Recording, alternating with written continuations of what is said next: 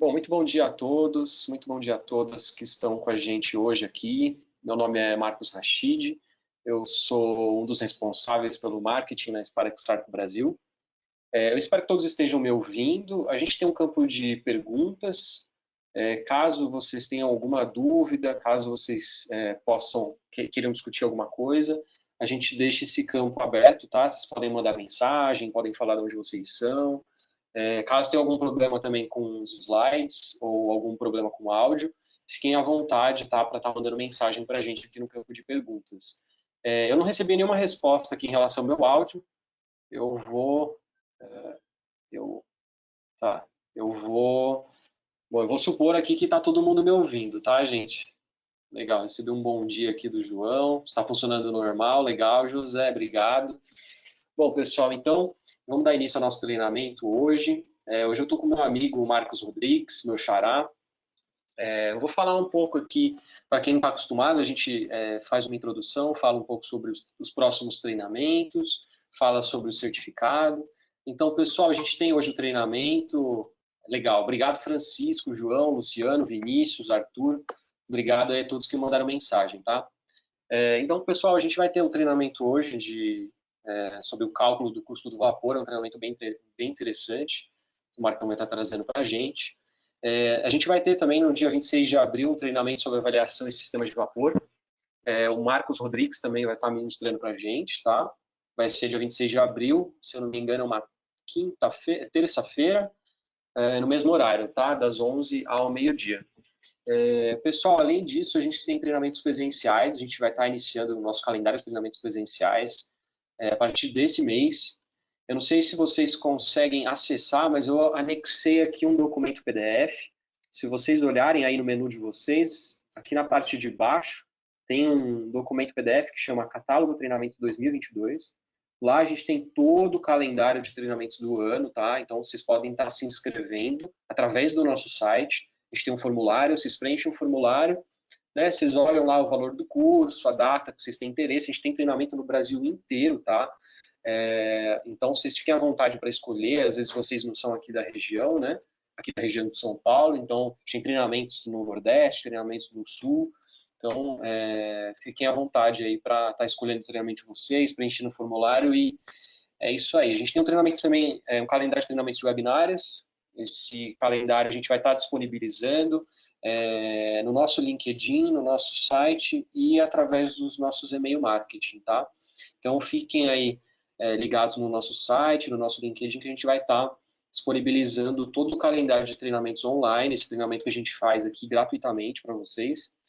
E mais uma informação que é importante aí no final desse treinamento, a gente tem uma pesquisa de satisfação. Então, assim que a gente finaliza o treinamento, essa pesquisa ela abre para vocês, e aí eu peço para que todos estejam preenchendo e a gente faz a emissão de um certificado de participação para todo mundo que preencher essa pesquisa, tá? É um certificado Spark Sarco, é assinado pelos nossos especialistas, então acho que é uma coisa bem interessante para estar colocando aí no LinkedIn, para estar adicionando num currículo, tá, pessoal? Então é isso, Marcão, fica à vontade, vamos dar início ao nosso treinamento. Bom dia a todos. Agradeço aí, Rachid, com relação à apresentação. A gente, na Spark, sempre fala de segurança. Eu peguei essa informação, uma informação muito desagradável. Mais de 1.100 acidentes de trabalho por dia em 2021, um número muito alto. 423 mil acidentes no ano passado. Queda de pessoa com diferença de nível, a causa de maior parcela de acidentes. E a questão da região mais atingida foi o dedo, com 83.229 registros. Então, fica aí uma notícia realmente terrível e, logicamente, nós, como atuamos diretamente na indústria, temos uma grande preocupação com a segurança, não só das instalações da Spark Sarco, mas com relação a visitas, a instalação e a nossa conduta, né?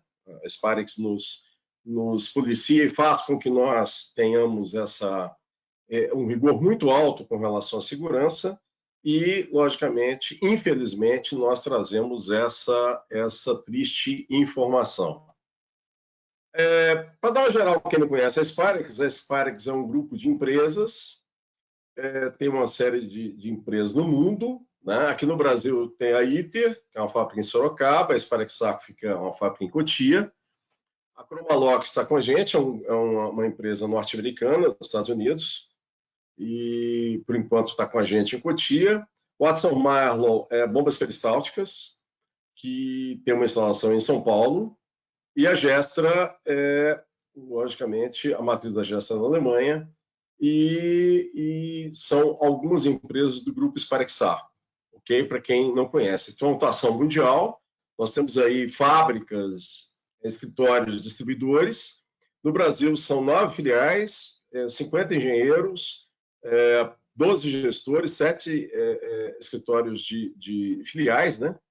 Que atuamos em todo o território nacional, com engenheiros espalhados aí em todas as regiões, fornecendo soluções, estações, a gente chama de sistemas turnkey, assistência técnica, temos contratos de assistência técnica, temos uma rede de assistência técnica também, fazemos muitos trabalhos de auditoria energética, temos toda uma parte de treinamento, como o Rachid acabou de mencionar, né? Essa parte de webinários, treinamentos presenciais, treinamentos em company.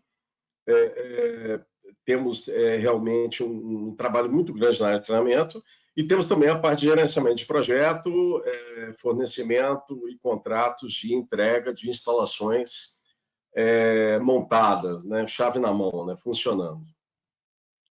A Sparex aumentou muito a sua linha de soluções, né? Não só de componentes, purgadores, válvulas de controle, medidores de vazão, sistemas para casa de caldeira, bem como a parte de retorno de condensado, a parte de geração de vapor limpo, desaeradores, ou seja, nós temos uma grande quantidade de soluções em sistemas de vapor, não só componentes, como era no passado, mas também soluções, estações montadas também, que nós chamamos, são soluções de sistemas, né? Bem, então, no nosso assunto hoje, vocês ficam à vontade aí, o Rachid me interrompe. Para nós calcularmos o custo do vapor, tem alguns conceitos que são muito básicos e, logicamente, acredito que todos conheçam, mas a gente vai detalhar aqui de forma bastante objetiva, falando o que é poder calorífico. O que é poder calorífico? É exatamente a energia contida no combustível, no nosso caso aqui, queimado nas caldeiras, né? As caldeiras são equipamentos que geram vapor. Poder calorífico superior, o PCS, é exatamente toda a energia contida. De forma mais conservadora, utilizamos o PCI, que é, logicamente, o que a gente considera de energia de forma bastante conservadora e é um critério a nível térmico usar de forma conservadora o PCI, ou seja, a energia contida no combustível. Mas qual é esse valor, né? Então, tem aqui uma tabela mostrando... aqui nós temos poucas caldeiras a carvão, né? Óleo muito substituído por gás, principalmente gás natural. Percebam que a unidade da tabela é quilocal por quilo.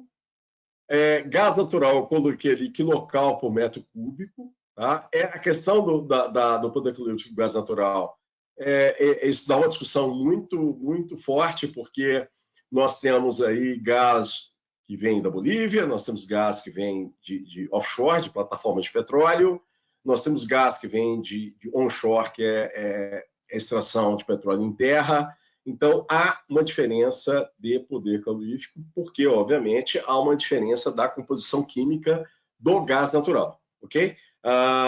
E aí, obviamente, esse número oscila, né? As contas de gás natural, para quem, obviamente, tem contratos, tem valores que oscilam em função de volume e tudo mais. Cada estado do país tem a sua concessionária de gás, né? São Paulo é com gás, Minas é Gasmig, Rio é SEG, assim sucessivamente, no Brasil inteiro. E, lógico, nós temos essas variações de poder calorífico do gás natural, né? A parte da lenha e bagaço de cana e cavaco, a chamada biomassa, tem impacto da umidade, como está demonstrado aqui. Óbvio, quanto maior a umidade, menor o poder calorífico, há uma dificuldade, né, de você ter exata umidade, muitas vezes há uma variação dessa umidade da biomassa, que não é fácil, né, de controlar, né?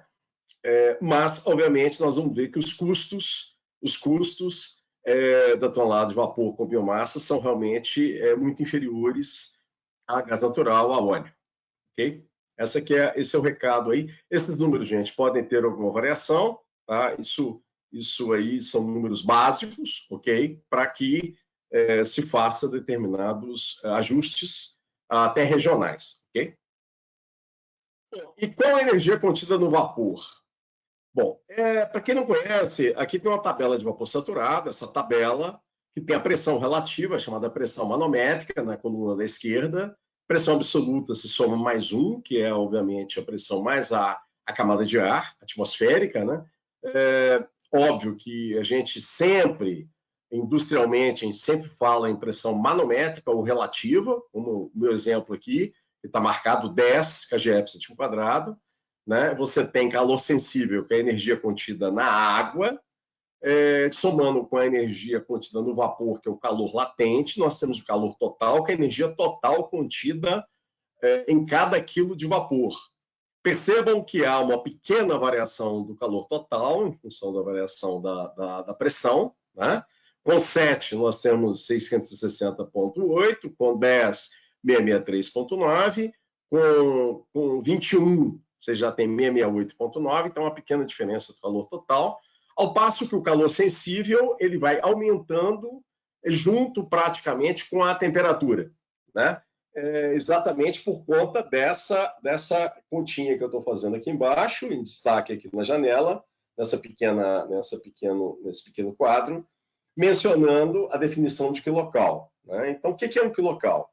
Um quilocal é a energia contida suficiente para 1 kg de água, que tem um calor específico de 1 quilocal por quilo por grau Celsius, variar a temperatura em 1 grau Celsius. Então, se eu tenho 1 kg de água, densidade da água é 1, então 1 quilo ou 1 litro de água, que variou 1 grau Celsius, eu tenho 1 quilocal. Isso para a gente ter uma ideia, se eu tenho uma água, 1 quilo de água, 1 litro de água, 20 graus Celsius, para que ela entre em ebulição a nível do mar, né, eu vou ter, logicamente, a diferença de 20 graus Celsius para 100 graus Celsius, eu vou ter 80 graus Celsius.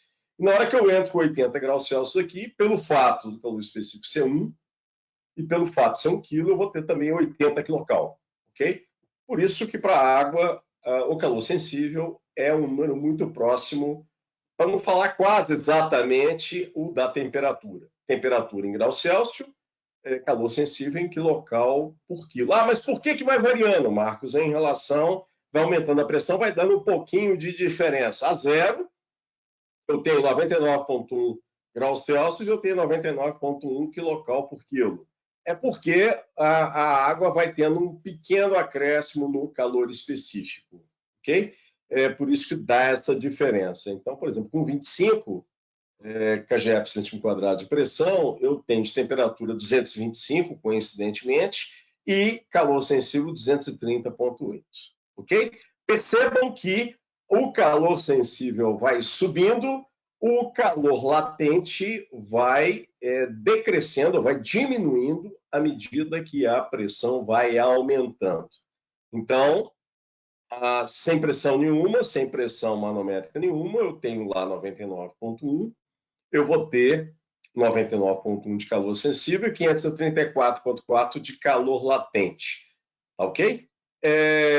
À medida que vai subindo a pressão, o calor latente vai reduzindo o valor. A 10 é 478,3, ok? Na hora que você soma calor sensível e calor latente, você tem o calor total, a energia total para se evaporar 1 quilo de água.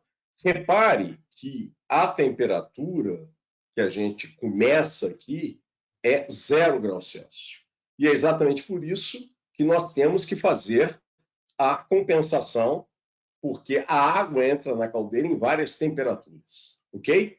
Então, nós vamos fazer essa conta aqui, e é exatamente o que eu vou mostrar aqui, nesse balanço de energia simplificado em uma caldeira, eu entro com combustível, né? Então, eu tenho lá massa de combustível, com o poder calorífico PCI, né? O poder calorífico inferior do combustível, e eu vou ter uma transformação dessa energia, cedendo essa energia para a água, fazendo com que essa água se evapore.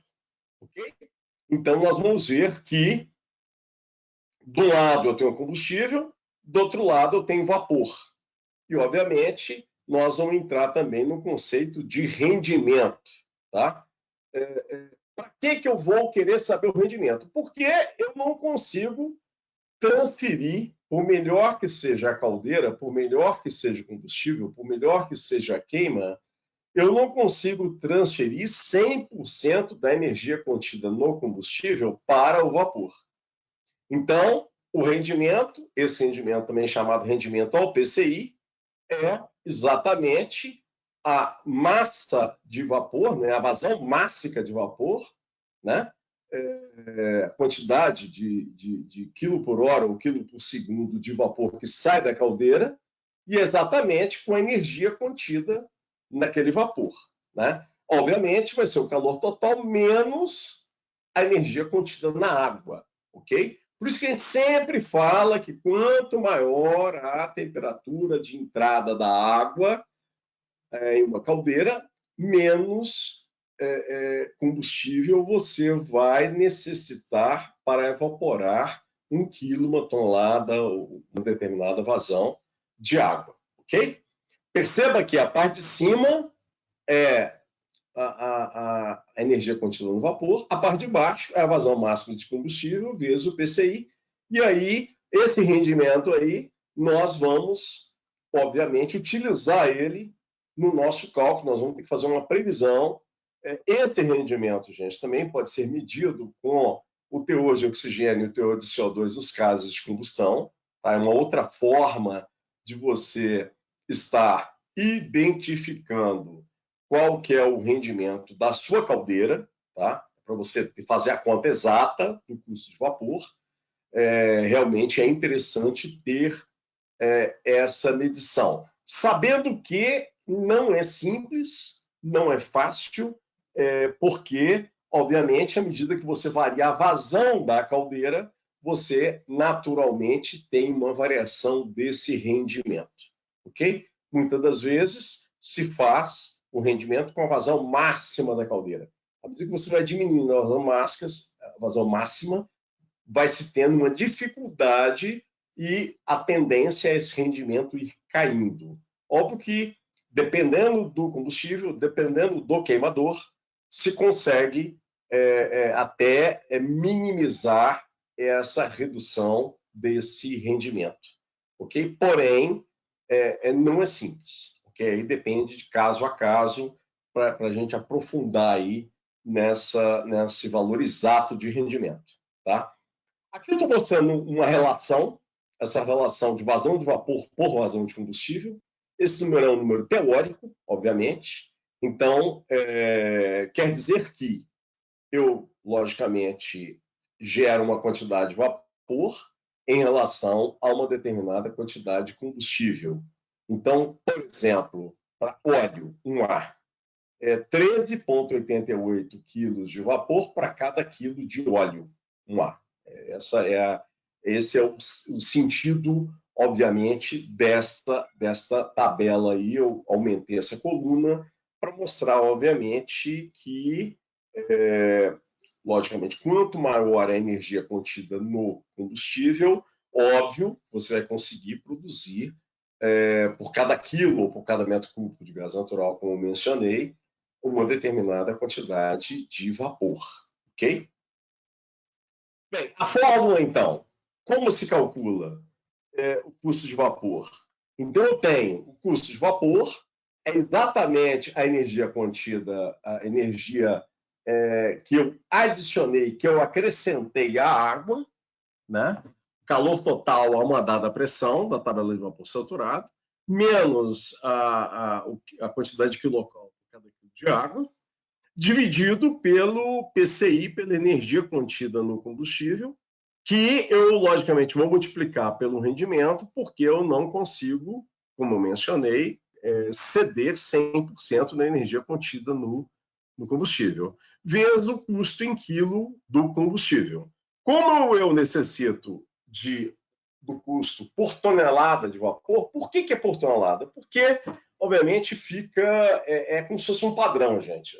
Quem lida com vapor há mais tempo percebe que é uma métrica, uma unidade que fica fácil da gente fazer conta, fácil da gente raciocinar por tonelada de vapor, né? Nós, da Sparax-Sarco, temos muitos profissionais em campo fazendo exatamente auditorias energéticas, procurando vazamentos empolgadores, vazamentos. E aí, obviamente, você tem software que compila esses dados, a gente tem ordem de grandeza por equipamento, por vazamento, para ter uma ideia, obviamente, quanto que está vazando, né? Então, por exemplo, 500 quilos por hora. 500 quilos por hora é 0,5 toneladas por hora. Vezes a quantidade de horas ano, você tem um vazamento teórico, um vazamento estimado de forma até conservadora, ano.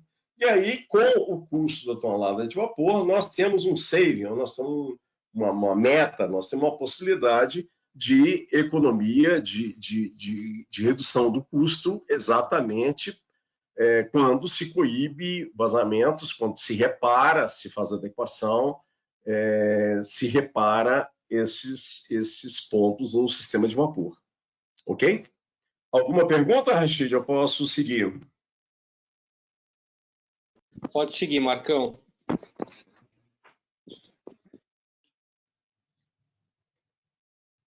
Olhem lá.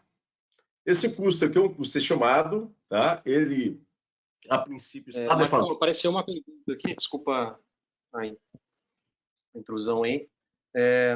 O Luciano está perguntando o seguinte: existe referência de custo para cada tipo de combustível ou devemos consultar o mercado sempre? Na verdade, eu vou mostrar aqui alguns exemplos e há uma variação, sim. Por quê?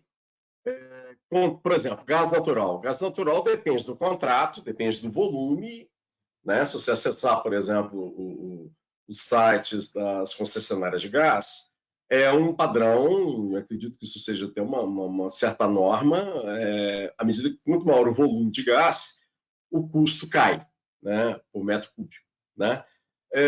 No caso do óleo, você tem impacto de frete. No caso da biomassa, você tem uma série de custos embutidos no que tange a logística, transporte, armazenamento. Se você vai queimar o cavaco ou a lenha picada, você vai ter, obviamente, o custo do picador. E aí, sucessivamente. Então, tem aspectos que diz respeito à própria empresa, tem aspectos que diz respeito ao próprio combustível, né? Então, é bom ir acompanhando para, logicamente, ver exatamente as variações. A gente teve aí, ao longo dos últimos tempos, um acréscimo significativo no custo do combustível fóssil, tanto do óleo como do gás, tanto gás natural como GLP. Isso faz com que o custo de vapor aumentou de forma muito acentuada. Então, um dos objetivos desse webinário é exatamente chamar a atenção de que, às vezes, com um pequeno esforço, às vezes com um custo simbólico de manutenção, coibindo vazamentos em empolgadores, coibindo vazamento em válvulas, coibindo vazamento em gachetas de válvulas, ou vazamento em flanges, vazamento em uniões, e assim sucessivamente do sistema de vapor, se tem um resultado muito expressivo devido, obviamente, a você eliminar vazamentos, ok? Então, é bem dessa maneira, ok? Aqui, a conta, né? A fórmula de baixo aqui, calor total, adotei uma determinada temperatura, tá? 64, né?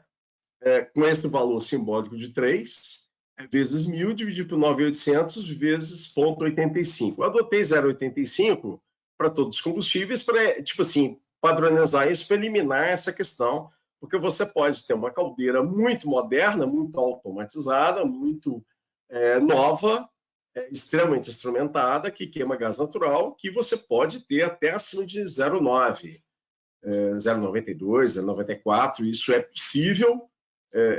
Alguns fabricantes têm oferecido esse tipo de questão. Por outro lado, você tem uma caldeira que ela tem muitos anos de uso, o nível de automação é pequeno, você está sujeito a estar com uma caldeira com uma eficiência de 0,8, 0,75, 0,7, ou seja, algo que, dependendo do custo da tonelada de vapor, a troca da caldeira pode se pagar rapidamente. Okay?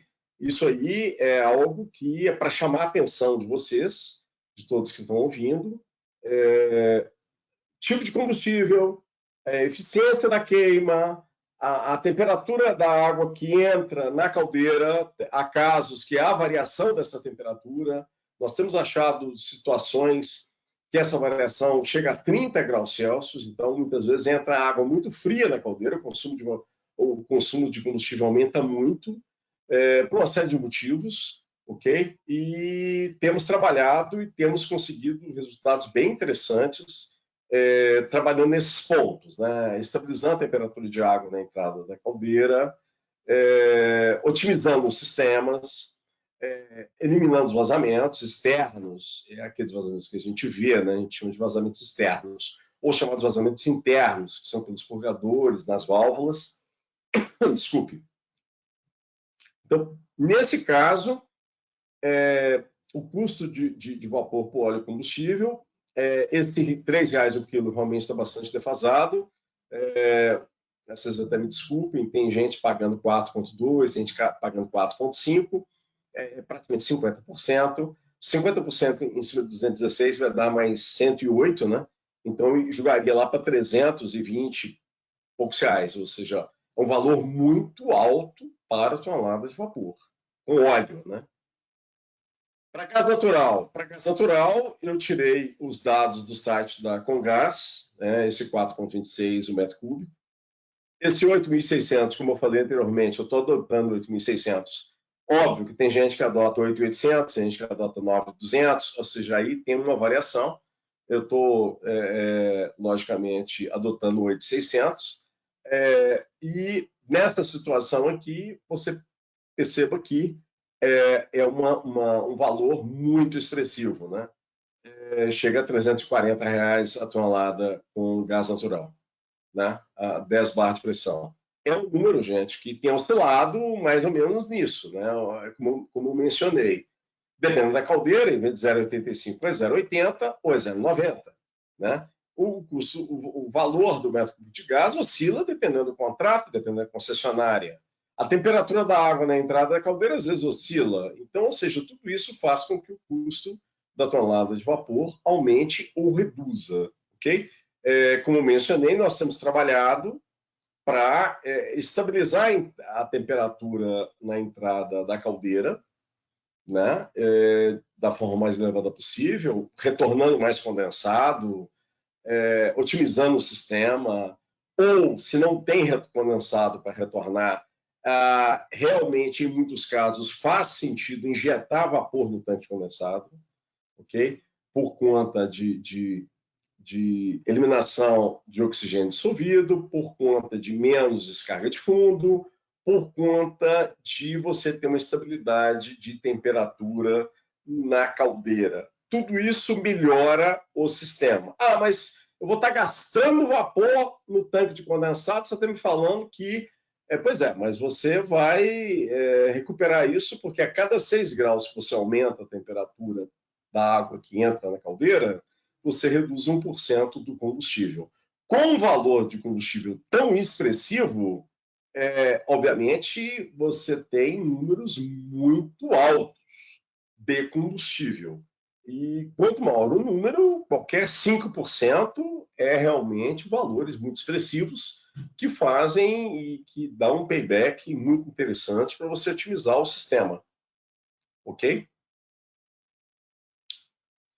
Bem, lenha, como eu falei com vocês, aqui a dificuldade é a questão da umidade, né?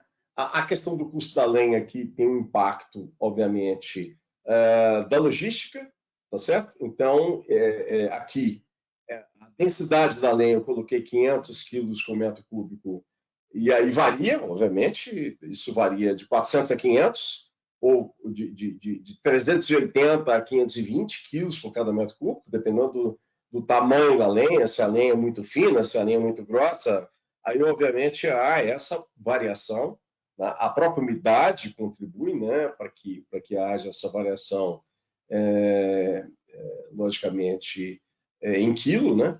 Então, obviamente, nós temos aí essas variações, porém, o custo da tonelada de vapor com lenha, ela realmente é um valor muito abaixo de gás natural e de óleo. Alguma pergunta, Rachid? Por enquanto não, Marcão.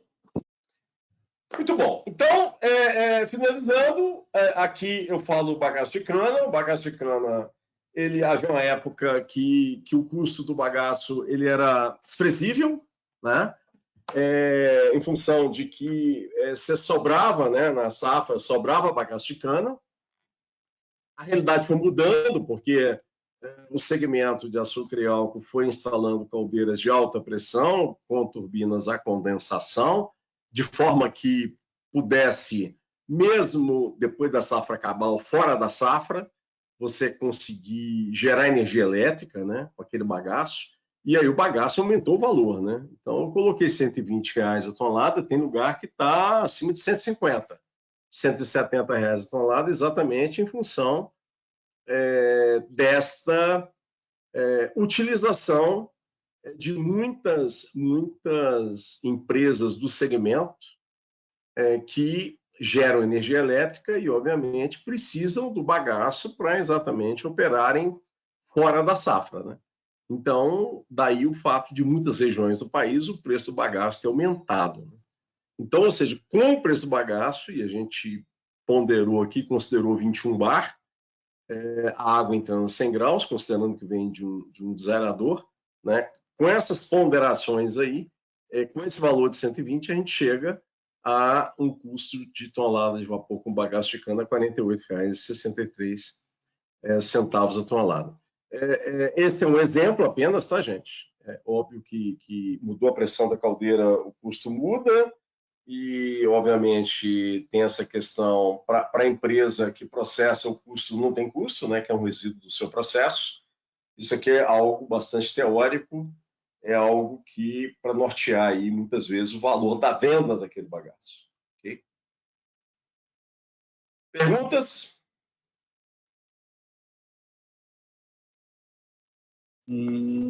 Por hora não, Marcão. Bem, da minha parte, o meu comentário é isso. Atenção aí com relação ao custo de vapor da sua empresa. Se você está queimando na caldeira gás natural, óleo, é uma grande oportunidade otimizar o sistema de vapor. Esse Parexarco se coloca à disposição. Nós temos aí vários contatos, né, via site, temos nossos e-mails, o meu e-mail, o e-mail do Marcos Rachid, a gente se coloca à disposição. Temos muitos profissionais aí que atendem o mercado, logicamente, fazendo esses trabalhos de auditoria energética, que entendemos como sendo uma grande prestação de serviço que a Spirex faz para seus clientes, para todo o mercado, de forma irrestrita, independente do tamanho, independente do segmento. Nós atuamos em qualquer tipo de empresa, uma pequena empresa com 5 purgadores e uma grande refinaria de petróleo com milhares de purgadores. Atuamos em todo o segmento que utiliza vapor e, obviamente, temos tido um resultado muito expressivo com esse momento que nós estamos passando, com o custo de combustíveis, né, combustíveis fósseis muito elevados. O que a gente se coloca à disposição de vocês, agradecemos a participação e que a gente tenha contato com vocês nos próximos webinários ou, de outra forma, alguma pergunta que vocês queiram alguma coisa específica, algum assunto específico que vocês queiram que a gente comente ou detalhe, ok? Marcão, agora que a gente deu um tempo para o pessoal poder formular as perguntas, surgiram algumas dúvidas, eu vou estar fazendo essas perguntas para você, tá? De início, a gente tem aqui a pergunta do Arthur. Ele pergunta o seguinte: o cálculo do sistema a cavaco é o mesmo do cálculo da lenha? Estou certo? Sim, está certo. Além, o cavaco, normalmente, eu apresentei aqui o valor, né? É um valor que, obviamente, também tem um impacto da umidade, Arthur, e aqui a gente colocou 2.500 quilocal por quilo, e, obviamente, uma forma de você saber é buscando exatamente a relação, quanto de cavaco que você consegue, que você tem que utilizar para gerar 1 tonelada de vapor, né? Óbvio que isso é muito facilitado se tiver medição de vazão na saída da caldeira, né? Porque senão você fica sempre na dúvida. Um medidor de vazão na saída da caldeira te ajuda bastante, né? No que tanja essa situação. Muitas vezes as empresas mencionam, mas o medidor de vazão é muito caro e tudo mais. Perceba que uma outra forma de se fazer é você medindo a vazão da água, tá? Da água que entra efetivamente na caldeira, e é importante estar atento. Alguns medidores mais simples, tipo hidrômetros, não suportam a água a temperatura elevada, então é interessante investir um pouquinho aí no medidor, por exemplo, magnético, ou um medidor que suporte a água a temperaturas elevadas, né, próximas a 100 graus, que você tem uma forma de você identificar, né? A água que entra na caldeira é a vazão de vapor que sai da caldeira? Não, você tem as descargas. Você tem as descargas de fundo e as descargas de nível. As descargas de fundo são muito utilizadas, as descargas de nível alguns clientes utilizam. Então, nós podemos auxiliar fazendo esses comparativos, ajudando vocês a chegar nos números para, logicamente, ver as variações, para você pegar uma métrica para saber realmente, olha, Marcos, eu não tenho 3,5 tonelada de vapor a cada tonelada de cavaco. O meu número lá é um pouco melhor, dá 4. Bacana. Então, obviamente, o seu cavaco deve estar um pouco mais seco. Não, minha relação é 3. Se a relação é 3, então o poder calorífico é um pouco menor.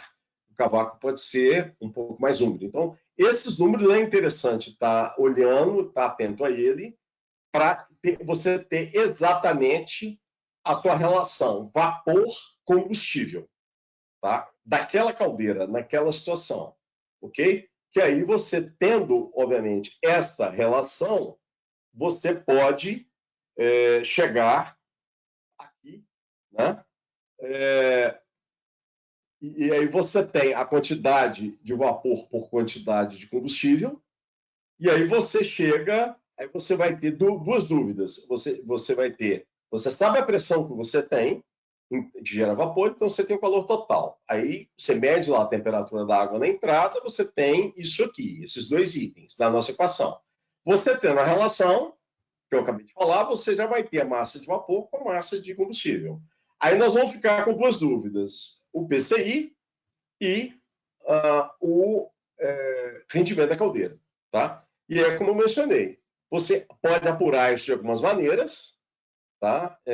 Uma forma é medir os gases, para ver o teor de oxigênio e CO2, para você estar sabendo se o rendimento da sua caldeira está em 80%, está em 90%, está abaixo de 75%, para você, obviamente, chegar em números de PCI que sejam números razoáveis ou médios em cima dessas considerações que a gente está mencionando, ok?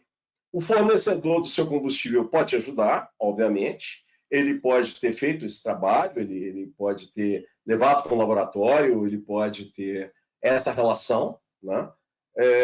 E, obviamente, é um pouco mais complicado biomassa, né? Como eu mencionei, especialmente por conta da umidade, que, obviamente, ainda está chovendo, na medida que vai parando a chuva, vai começando a ficar seco, aí você tem a questão do inverno, né?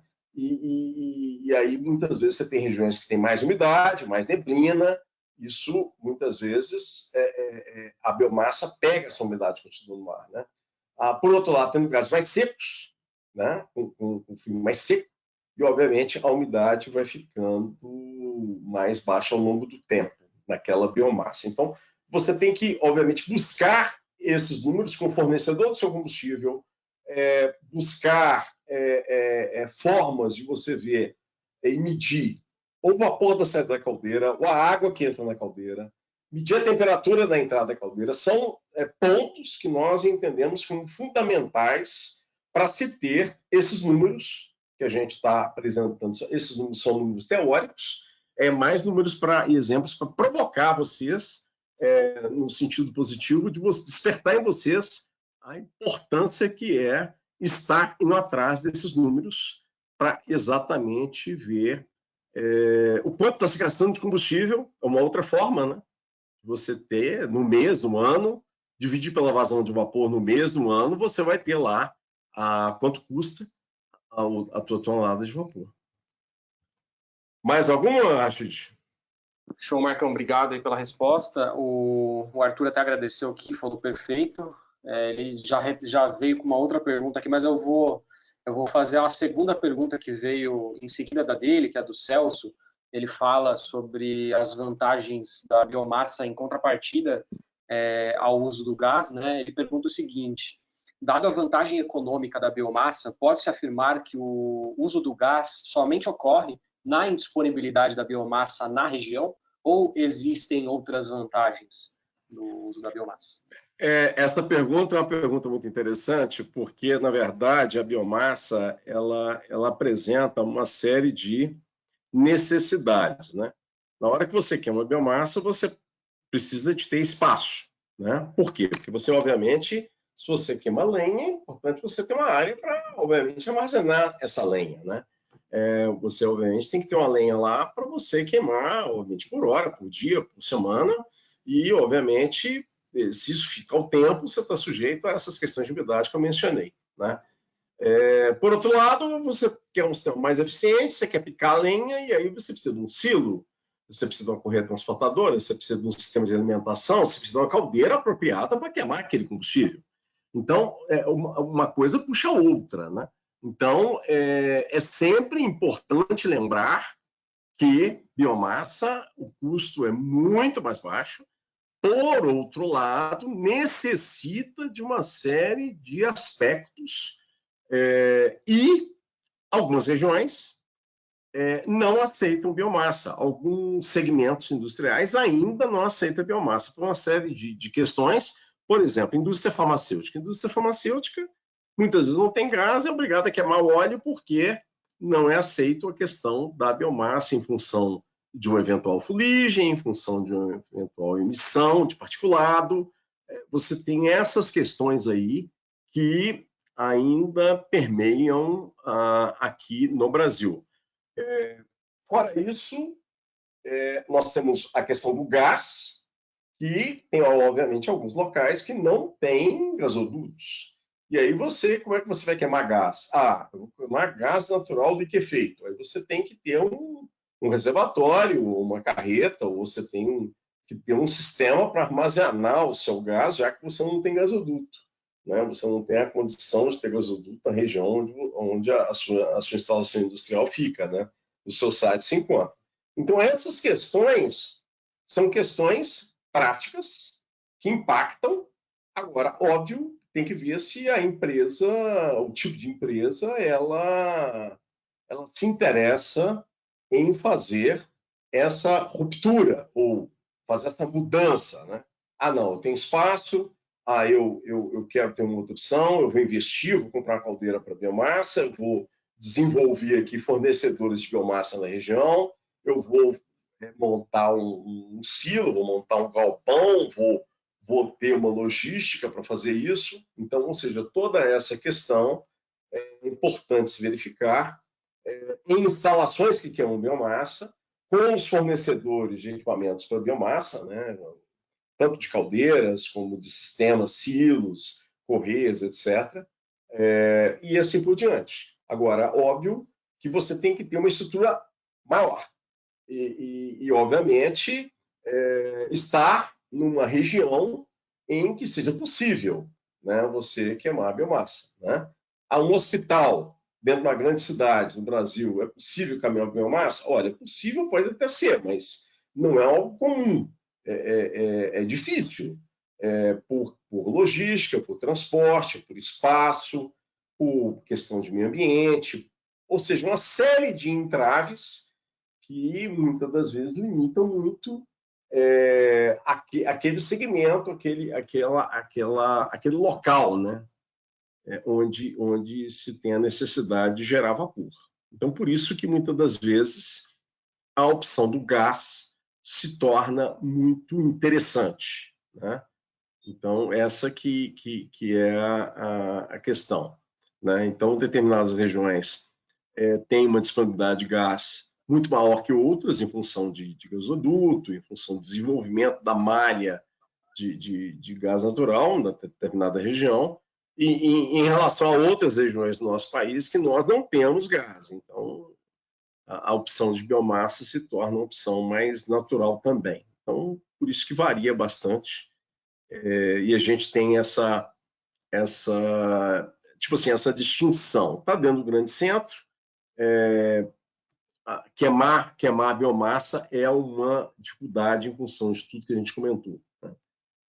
Por outro lado, um lugar mais afastado, numa pequena cidade, numa região que você tem espaço, a opção para biomassa é uma opção super natural e que acaba se confirmando em função da falta de disponibilidade de outro combustível. Mais alguma, Rachid?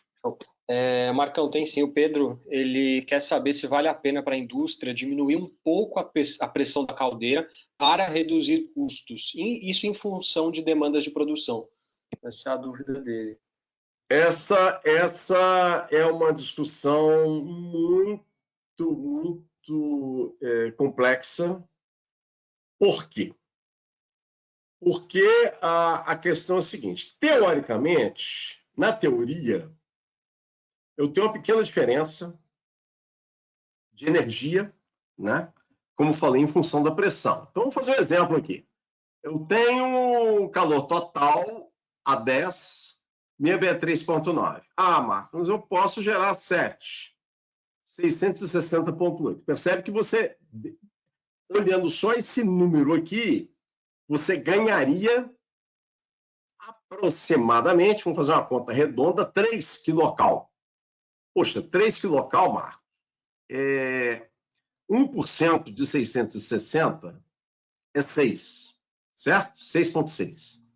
3 vai ser 0,5%. Pois é, mas 0,5% no ano se pagaria. Né? Pois é, mas a questão toda é a seguinte situação.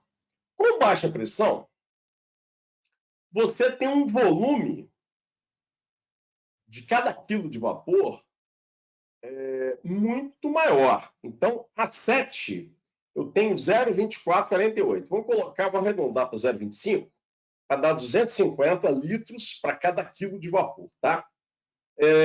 Ao passo que a 10 você tem 180. Vamos arredondar para 180. Então, 250 por 180, você vê que não é tanta diferença assim. Vai ser algo em torno de 20%, certo?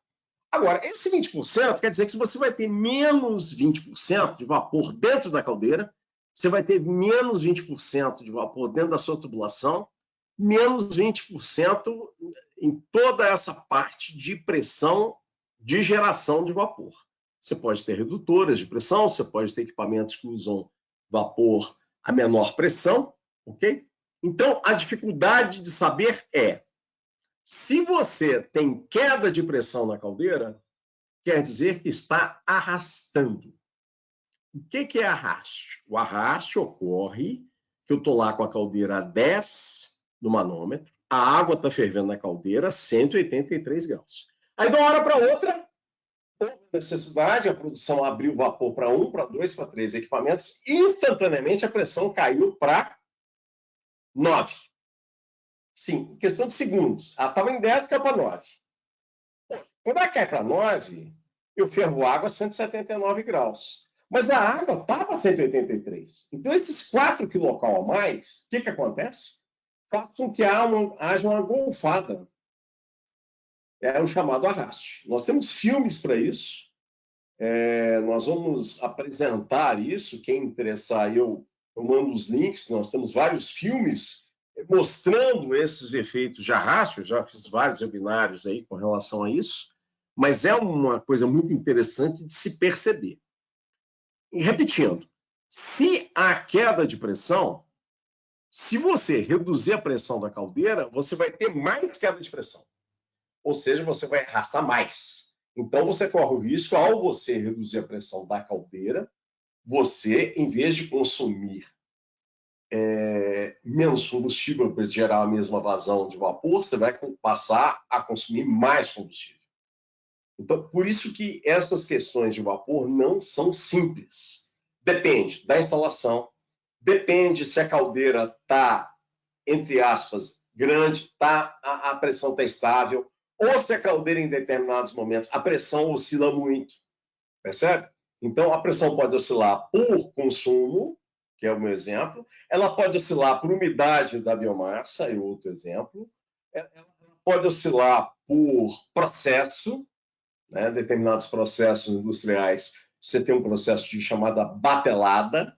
Então, batelada é quando você carrega o equipamento com o seu produto que está frio, você vai aquecer aquilo, às vezes você vai evaporar aquela massa ou o seu produto, o subproduto, né? Então, ou seja, o consumo de vapor naquele momento em que você aquece ou que você evapora, o consumo é muito alto. O consumo pontual é muito alto. Então, nesse momento, a pressão da caldeira cai demais. Eu cheguei numa fábrica de cerveja na semana passada, a pressão, em vez de estar a 8, ela estava a 2,5. Ou seja, estava arrastando quase completamente. Por quê? Porque aquele momento, aquela geração de vapor não estava dando conta daquele consumo pontual. Aí chegou um determinado, sei lá, 20, 30, 40 minutos depois, a caldeira foi conseguindo recuperar até chegar à pressão de 7 ou 8, salvo me engano, que é a pressão lá de operação da caldeira, percebem? Então, ou seja, isso é que muitas vezes nós ainda não conseguimos refinar e quantificar esse problema das quedas de pressão, que provocam sempre arraste. Quem tiver queda de pressão, faça contato com a gente, nós vamos mostrar os filmes. Nós temos sistemas e soluções específicas para arraste, não muito complexas, para coibir, para melhorar o sistema de vapor quando estiver oscilando muito a pressão, ok? Então, a resposta é: melhora ou piora? Faça um teste, tá? Faça um teste. Eu tive, ano passado, uma semana numa empresa, nós tínhamos feito um grande trabalho nessa empresa, e o que acontece? Fornecemos uma série de equipamentos, e, para minha surpresa, nos levantamentos, nos relatórios anteriores, a pressão da caldeira era 6. Eu cheguei lá, na semana que eu estava, a caldeira estava operando de 3,5 a 4,8. Muitas vezes a caldeira parava, por, logicamente, falta de necessidade de vazão de vapor. Então, perceba o problema que é uma situação dessa. Então, quando você começa também a baixar demais a pressão, você começa a ter muito arraste. Imagina, a 3,5, cada quilo de vapor é 0,4224. É praticamente 420 litros cada quilo de vapor. É 2 tambores e mais alguma coisa. Então, em relação a 180, ou seja, é mais do dobro, certo? Então, onde você tinha 2 quilos de vapor e alguma coisa, você passa a ter 1 quilo só.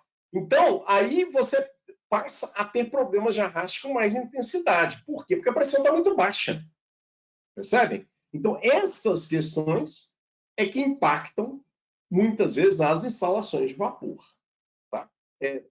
Faça um teste, faça um teste de forma criteriosa, vá reduzindo a pressão de forma paulatina, se você for fazendo. Você pode chegar a um ponto e chegar à conclusão que de 10 você pode até ter uma boa performance ao você reduzir para 8, mas se você reduzir para 6, você já pode começar a ter números que não vão te trazer vantagem. E o teu custo, em vez de cair, pode aumentar.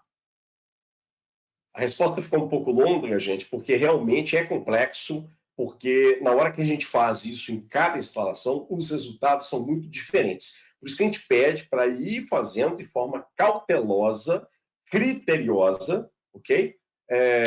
De preferência mantendo a temperatura de entrada de água estável, os outros parâmetros mais estáveis possíveis, para que você tenha uma conclusão que seja uma conclusão efetiva, se vale ou não vale a pena reduzir a pressão para aquela nova pressão que você está adotando. Ok? Ok, Marcão. Uma pergunta do Luciano, aqui, talvez até para a gente finalizar. Ele quer saber se a gente tem alguma ferramenta da Sarco mesmo para fazer o cálculo do custo de vapor, ou se a gente pode fazer, ou devemos fazer, né, do jeito descrito no treinamento de hoje.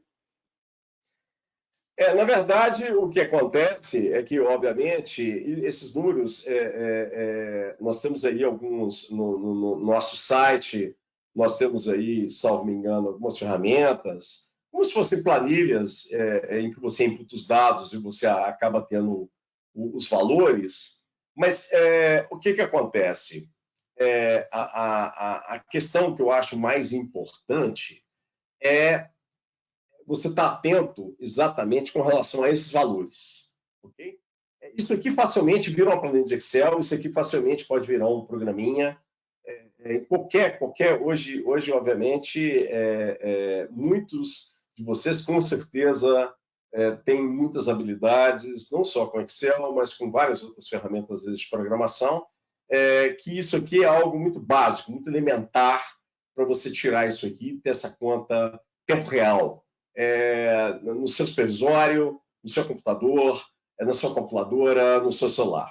A questão é, o que a gente faz questão de mencionar é atenção com todos os componentes. Atenção, porque o custo de tonelada hora de vapor em muitas empresas está um valor muito alto. Isso nos dá muitas oportunidades. Oportunidade de melhoria de processo, oportunidade de redução de custo de vapor. Ok? Basicamente é isso. Você tem várias ferramentas aí no mercado, não só em programação. Nós temos o nosso site, para quem não conhece, www.spiraxarco.com.br, onde você tem uma série de ferramentas, calculadoras, para, logicamente, fazer vários cálculos de tubulação, cálculos de perda de carga, ou seja, uma série de calculadoras, okay? Cálculos de condensação em tubulação, etc.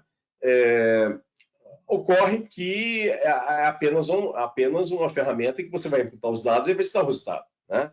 O que a gente gosta de fazer, como a gente está falando aqui, é apontando exatamente as oportunidades onde a gente pode atuar e onde a gente pode ter os benefícios em se aumentar a temperatura da água, em melhorar o combustível, em aumentar o rendimento da caldeira, e assim sucessivamente. Terminamos então, ou mais alguma, Rashid? Marcão, como são meio-dia, pontualmente, então acho que finalizamos. Primeiramente, queria agradecer aí a sua participação mais uma vez. Sempre bom os treinamentos contigo, sempre bem esclarecedores. Gostaria só de deixar uma mensagem para o pessoal. Caso você tenha alguma dúvida que não foi respondida, caso você queira o vídeo da caldeira, caso você queira a apresentação, manda na nossa pesquisa de satisfação. Assim que fechar o treinamento, vai aparecer para você. Lá você vai ter um espaço para você fazer perguntas. Então, fiquem à vontade para usar esse espaço para fazer as perguntas que vocês têm ainda, para solicitar alguma coisa, para solicitar uma visita técnica, né? Os nossos especialistas estão aí à disposição. Então, usem esse espaço aí também. E também para vocês receberem o certificado de participação, né? Que eu sei que é bem importante aí para o pessoal. Então, obrigado a todos, obrigado, Marcão, e um bom almoço aí para todo mundo.